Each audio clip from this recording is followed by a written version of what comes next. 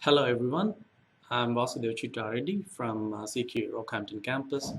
Today I'm going to give you a short description on digital process. In this video, I'm going to discuss what are digital process and the different types of digital process, history of digital process, their advantages, their applications, and a brief view of the internal architecture of digital process. So, what are digital processes? Digital processes are integrated circuits which performs calculations, transformations, compression and decompression of waves, and modulation on digital binary input comprised of ones and zeros, quickly and efficiently. One is considered as high binary voltage and zero considered as low binary voltage. The most common digital processes are microprocessors and microcontrollers. These processes are also called as central processing unit and nicknamed as brains of the modern electronic world. Digital process speed is measured in megahertz or gigahertz. For instance, if you have a processor running at 1 gigahertz, it is considered as that 1 gigahertz processor can execute 1 million instructions per second or 1 million cycles per second. Microprocessors are classified into microprocessors and microcontrollers. Both microprocessors and microcontrollers, they look alike, but there is a subtle difference between them. Microprocessors are general purpose central processing units, while microcontrollers are specialized processing units. Microprocessors have built-in CPU and operate at a frequency greater than 1 GHz, whereas the microcontrollers have built-in CPU, RAM, ROM, and I/O peripherals, which is all integrated on a single chip and operates at a frequency less than microprocessors. Microprocessors are costlier when compared to microcontrollers.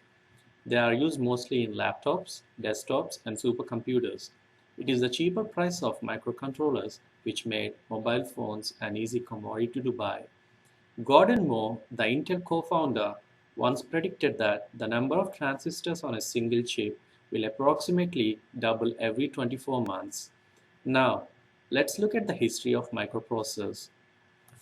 The first commercial microprocessor was made in the year 1974 and it has 6,000 transistors incorporated on it, and the smallest wire on the chip was 6 microns.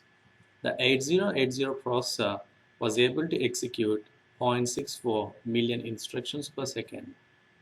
In microprocessors, the data width attribute is an important attribute for all the microprocessors. The data width is the width of the arithmetic logic unit. For instance, an 8-bit arithmetic logic unit can add, subtract, multiply to 8-bit numbers, while a 32-bit ALU can manipulate 32-bit numbers. An 8-bit ALU would have to execute 4 instructions to add two 32-bit numbers, while a 32-bit ALU can do it in one instruction. Over the years, it exceeded Gordon Moore's expectations, and today it is able to incorporate more than 125 million transistors on a single chip with a speed of executing more than 7,000 million instructions per second. So far, we have seen digital process, types of digital process, and their history. There might be a question rising from someone. So, what is the need to process signals digitally or to convert analog signals to digital? Digital signals are discrete in time and value when compared to analog signals' continuous nature. Till now, my discussion was limited to standalone systems, computers. Other than in computers, they hold certain advantages of digitally processed signals. Digital technology has led to many advancements in radio communication, mobile communication, and satellite communication. For instance, most of you have seen the DJs playing remix songs and same tunes again and again. It is only possible due to the processing of the sound wave using a digital processor. Moreover, digital signals are less tolerant to noise and we can expect amplified signal output.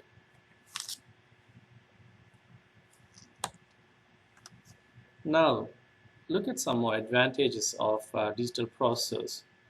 Digital processors are programmable, they are upgradable and flexible, they are stable and resistant to temperature, and repeatability is possible in case of digital processors. It means every time it gives same output irrespective of the conditions, which is not possible with the analog processors.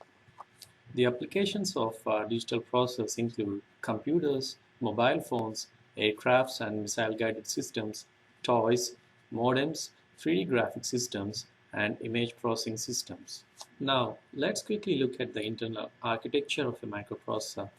A microprocessor is made up of a memory unit, address bus, data bus, control bus, and input-output peripherals. The memory unit holds all the opcodes and instruction sets, whereas the CPU allocates addresses to each opcode. And the data transfer between input-output devices and CPU is managed by the data bus. And the control bus manages and prioritizes the tasks. And last, the input-output peripherals manages communication between all the peripherals. From the time the microprocessor was invented, there is a continuous drop in the processing times of multiplication and is now processed in 0.3 nanoseconds by the latest Intel Core i7 processor. It is clearly evident that this revolutionary device has changed the technology world. I hope my video has given you a clear description of what digital processors are and the types of digital process and why they are important in our daily lives. I thank you all for watching my video, and please process your feedbacks to v.cheetareddy@cqmail.com. Thank you.